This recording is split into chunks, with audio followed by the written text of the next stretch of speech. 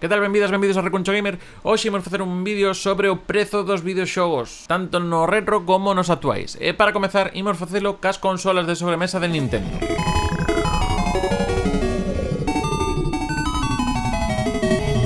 E antes de ir unha por unha, acotar que voume fixar nas versións europeas destes videoxogos e en casos no que temos a caixa, o manual de instruccións e o propio xogo. Non teñen por que ser novos en abrir, senón poden ser de segunda man, pero que si inclúan todo o paquete: caixa, manual e xogo.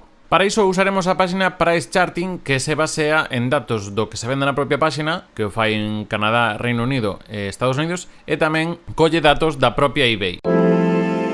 No caso da Nintendo, da NES, da Nintendo Entertainment System, como lle chamedes, temos no terceiro posto o Mr. Gimmick, que roza os $1.350.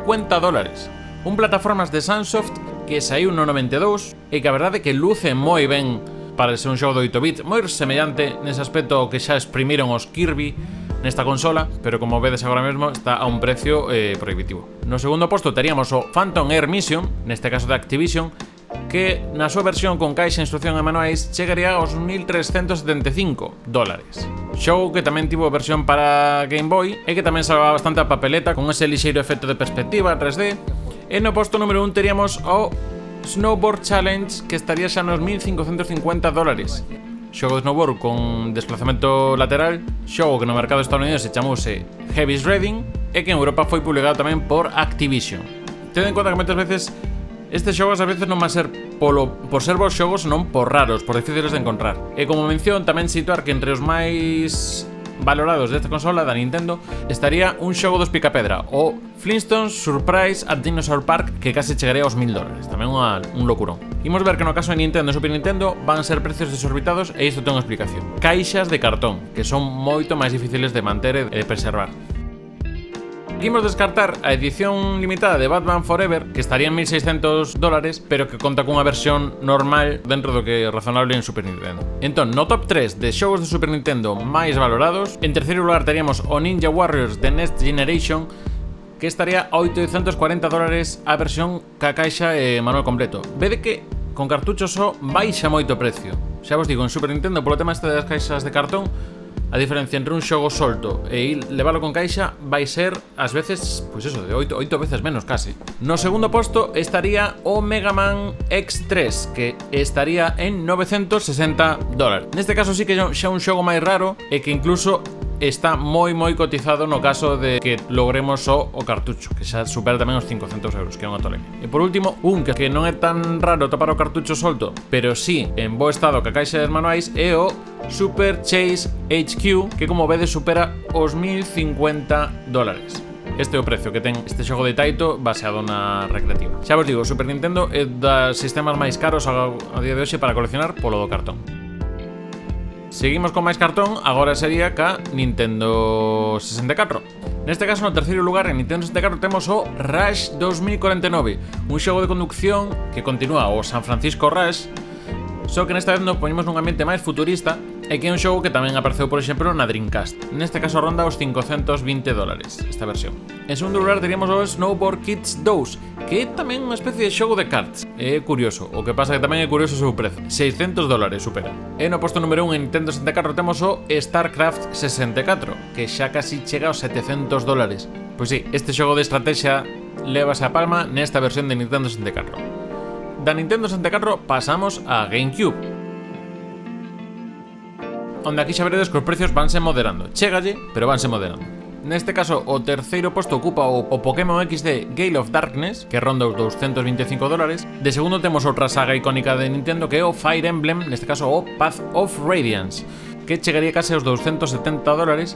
E como vedes agora xa os precios están máis preto entre ter o disco só do xogo a ter a caixa. Sempre moi recomendable esta franquía con eses combates por quendas nunha especie de tabuleiro. En primeira posición temos o Gadget Racers a $393. Xogo que é coñecido como Chorokyu en Xapón e que ten unha estética así como máis simpaticota, pero en Europa entendo que tivo pouca tirada, por eso este prezo. Normalmente soe ser ese o motivo. Seguimos agora ca Wii, no que novamente vai estar dominada por xogos xaponeses que tiveron pouco tirada en Europa.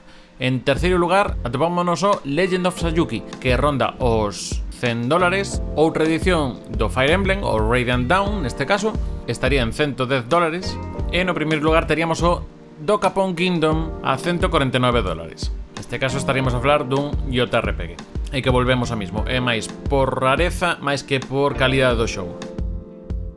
Wii U sí que xa é un sistema máis complicado porque foi ese medio fracaso, pero hai xoias por aí escondidas, entón os precios van a ser un pouco máis caros que en Wii. En terceiro lugar teríamos este Finding Teddy 2, que supera os 110 dólares, xogo de acción e aventura, a que creo que é a quinta entrega da saga Project Zero, neste caso Maiden of Blackwater, que como vedes está case ao mesmo precio sen casi que con caixa, 161 dólares, neste caso tamén con moi pouca tirada, pero é un xogo que dentro do survival horror soe facer cousas interesantes. E xa cun precio desbocado temos este Pokémon Rumble U, que chega aos 450 dólares, e que neste caso o tedes en digital a un precio razonable, entón depende se vos vai moito ter a parte física ou non. E pecharemos ca Nintendo Switch, deixaremos as consolas portátiles para outro vídeo, en a que vou ignorar todas as edicións coleccionista que hai, porque esas sí que son edicións que carecen o precio, pero dentro dos xogos regulares, no terceiro posto teríamos o Sterdem Binary Stars, que é un xogo multiplataforma de disparos con estética pixelar. En segundo posto teremos o Worms WMD, que ronda os 205 dólares, xa sabedes, un party game de batallas por quenda con gusanos e armas tolas, tamén multiplataforma. En el puesto número 1 teríamos este Lovers in a Dangerous Space Time por 220 dólares.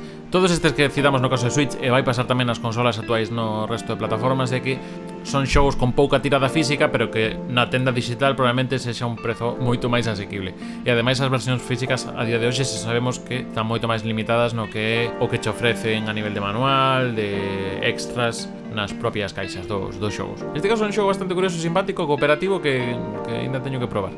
E ata aquí o vídeo de consolas de Nintendo de sobremesa e os prezos dos seus xogos máis caros na versión europea. Agardo que vos gustase, se así, dadelle un like e de paso se queredes suscribidivos, dalle tamén a campaniña para que vos aviese cando sacamos un novo vídeo. En breve repasaremos o resto de consolas e os precios que manexan os seus xogos.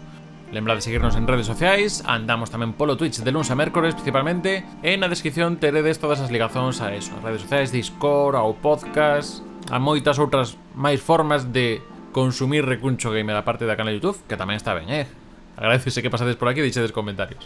E xa estaría, saúdos aí a Gordillo e coidadevos.